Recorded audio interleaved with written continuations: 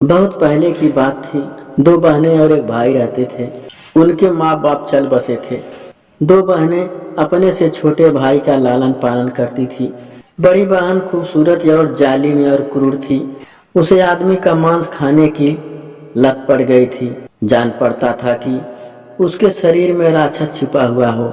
दूसरी बहन दयालु थी और बड़ी बहन का सम्मान तथा छोटे भाई को प्यार करती थी।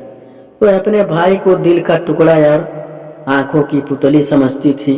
छोटा भाई परवान चढ़ते हुए बहुत प्यारा और कोमल दिखा। उसे देखकर बड़ी बहन के मुंह में लात टपकती थी। वह उसे कच्चा खाने की ताक में थी। एक दिन बड़ी बहन ने अपनी बहन से बकरी चराने को कहा। कहती थी कि वह घर में ठहरते खाना पकाएगी और भाई की देखभाल करेगी। पर दूसरी बहन को बड़ी बहन की नीयत को समझ गई। वह भाई को अकेले घर में छोड़कर कहीं नहीं जाएगी। उसने कहा, बहन जी, तुम पहले की तरह बकरी चराने जाओ। मैं घर में आपके लिए बड़ी कढ़ाई में पसंदीदा मांस पकाऊंगी। नाखुश होकर बड़ी बहन चली गई। दूसरी बहन ने बाड़े में से एक बकरी पकड़कर वध किया। बड़ी बहन के घर लौटते वक्त भाई को कहीं सुरक्षित स्थान पर छिपा दिया। बड़ी बहन के लौटने के बाद उसने पका पकाया मांस लाकर बड़ी बहन को खाने के लिए परोसा और कहा, खा जाओ बहन जी, यह भाई का मांस है। सुनकर बड़ी बहन की आंखें खिल उठी और हाथ पांव नोचते हुए उसने चाव से मांस खाया। लेकिन खाने के बाद उसे मालूम हुआ कि यह आदमी का मांस नहीं है। फिर भी मुंह से एक शब्द भी नहीं निकला। दूसरे दिन बड़ी बहन ने दूसरी बहन से बकरी चराने को फिर भेजा। इस बार दूसरी बहन के पास घर ठहरने के लिए कोई बहाना नहीं रह गया। विवश होकर छोटे भाई को छिपाने के बाद वह बाहर चली गई। शाम को दूसरी बहन घर लौटी। बड़ी बहन ने भाई की एक उंगली निकालकर उससे कहा, तुमने कल मुझे धोखा दी थी, आज मैंने भाई का वध कर खाया है। यह लो, तुम्हारे लिए एक उंगली बची है।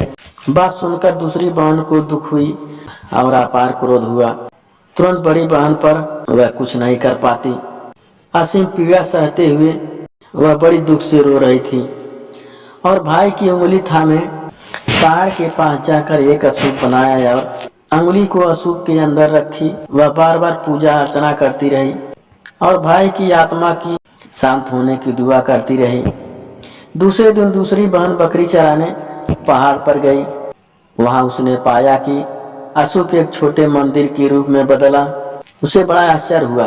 देखते ही देखते हवा की एक तेज झोंका आई, जिससे उसकी गोद में रखी ऊनी तौलियां बाहर निकलकर हवा के साथ मंदिर के भीतर चली गई। तौलियां का पीछा करते हुए दूसरी बहन भी मंदिर के अंदर पहुंची। मंदिर में लाल पीला रंग का चोगा पहने एक शिशु उसके आगे आया और उसने बहन को ढेरों रत्न मणियां और मोती जेवर भेंट किए। खूबसूरत जौहर आभूषण देखकर दूसरी बहन घर लौटी।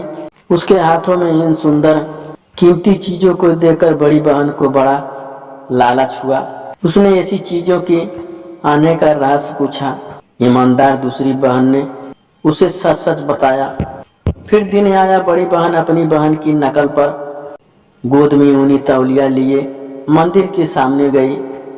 वहां पहुंचने के बाद हवा की कई झोंके आई, लेकिन उसकी गोद से तौलिया नहीं हिली। लाचार होकर बड़ी बहन ने तौलिया को मंदिर की छत पर फेंका। वह खुद मंदिर के भीतर गई। कल के उस शिशु ने उसका आवभगत किया और उसके सिर और गर्दन पर अनेकों रत्न मणियां और जौहर मोती पहना दिए। अंतः प्रसन्न के साथ बड़ी बहन घर की ओर चली गई। राक्षस जैसी बड़ी बहन तब एक हरी भरी झील के पास पहुंची। वह यह देखना चाहती थी कि पानी में सुंदर आभूषण पहनी उसकी परछाई कैसी है, किंतु झील के पानी में अपनी परछाई देखकर भय आतंक के मारे वह अथाह झील में गिरकर काल के मुंह में चली गई। दरअसल उसने अपनी परछाई पर जो पहनती हुई चीजें देखती थी वह कोई रत्न पन्ने और जेवर नहीं थे, वो उस सिर माथे पर कुंडली मारे बैठे जहरीले सांप और गर्दन छाती पर रेंगते बिसक कीड़े मकोड़े थे।